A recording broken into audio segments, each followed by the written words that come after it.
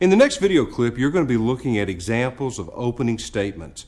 As you're watching these presentations, I want you to listen for those things that are mentioned in the fundamental trial advocacy textbook.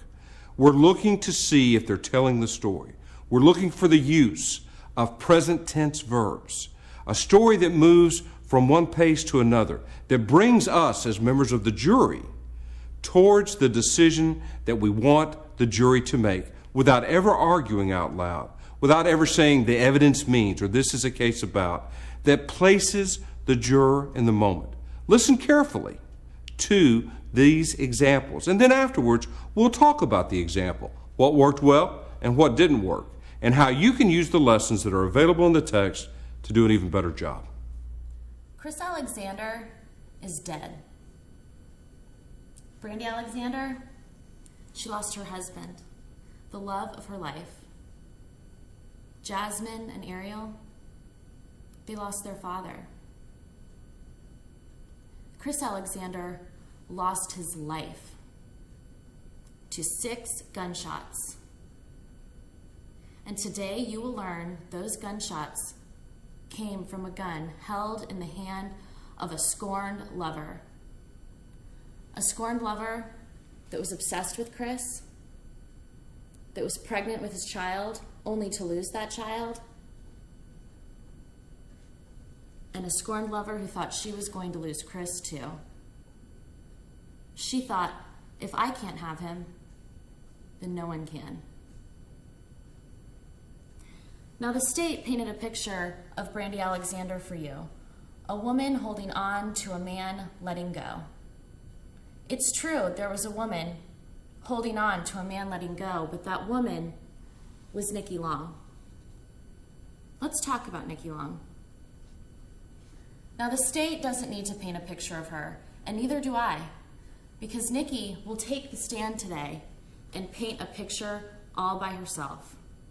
She will take us back to the day she first met Chris 2 years ago. She saw a tall, dark, handsome man outside of her salon, instantly drawn to him, in love at first sight. She will tell you she knew Chris had a wife, and she will tell you she didn't care. She knew Chris had 2 little girls. She will tell you she didn't care. She knew Chris already had a family at home, and she will tell you today that she didn't care. She planned to build a life with Chris, became pregnant with his baby only to lose that baby, and she snapped. Devastated, distraught, and desperate, Nikki isolates herself at home for 3 weeks. And by the time she's ready to face the world again, who do you suppose the first person she sees is? Brandy Alexander. Brandy, Chris's wife, Chris's partner, and the mother of Chris's children. And Brandy looked at Nikki that day and said, I don't care that you lost your baby. Nikki knew she had lost Chris, and if she couldn't have him, then no one could. She told Brandy that she would get hers one day too, and that day was June 6th, the night Chris was murdered. You're also going to hear today from the Alexander's next door neighbor. She will tell you that on the night of Chris's murder, she heard gunshots coming from the Alexander home, immediately followed by a car screeching from the Alexander's driveway. You will also hear from the officer who arrived on the scene that night, and she will tell you how she came and saw an inconsolable Brandy Alexander clutching to her husband's lifeless body, sobbing and weeping uncontrollably. She will also tell you about the fresh skid marks she found just at the end of the Alexander's driveway, consistent with the statement you will hear from their neighbor. You will also hear from the medical examiner, and he will tell you today that Chris's death was a homicide, caused by the 4 initial gunshots to his groin. He will also tell you that Chris bled out for approximately 10 minutes following those shots. And in those 10 minutes, Brandy woke up, came upon her husband's body, and held him in her arms as he took his last breath. Members of the jury, these are the facts. And it is your job today to make a determination based on these facts. Now, the state bears the burden today, and it's called a burden for a reason. They have to prove beyond a reasonable doubt that Brandy Alexander murdered Chris Alexander. The state will not be able to meet that burden today. And I am confident today you will see, after hearing all the evidence, testimony, and the facts, this case is full of reasonable doubts.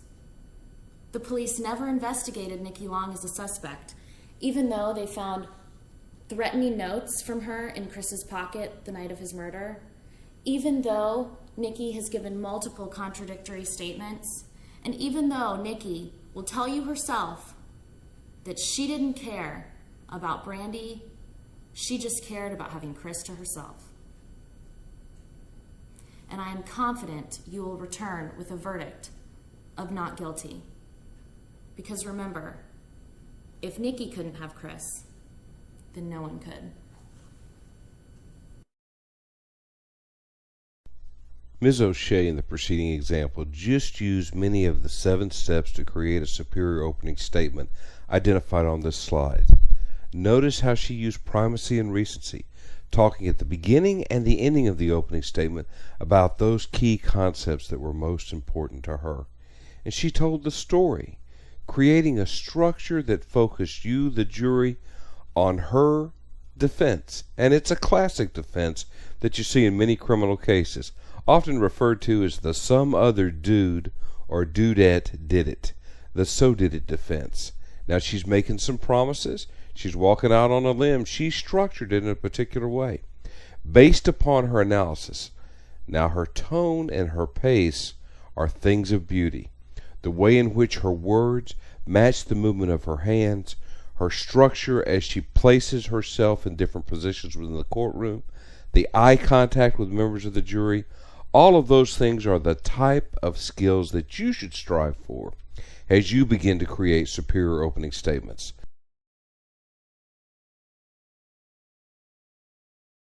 I want you to take the information you see displayed in these slides and combine them with the example that you've just watched. Think about where they connect, where the things that I talk about from fundamental trial advocacy actually work when properly developed and placed within a presentation. When you see those connections, you'll be on your way to finding your voice as an advocate.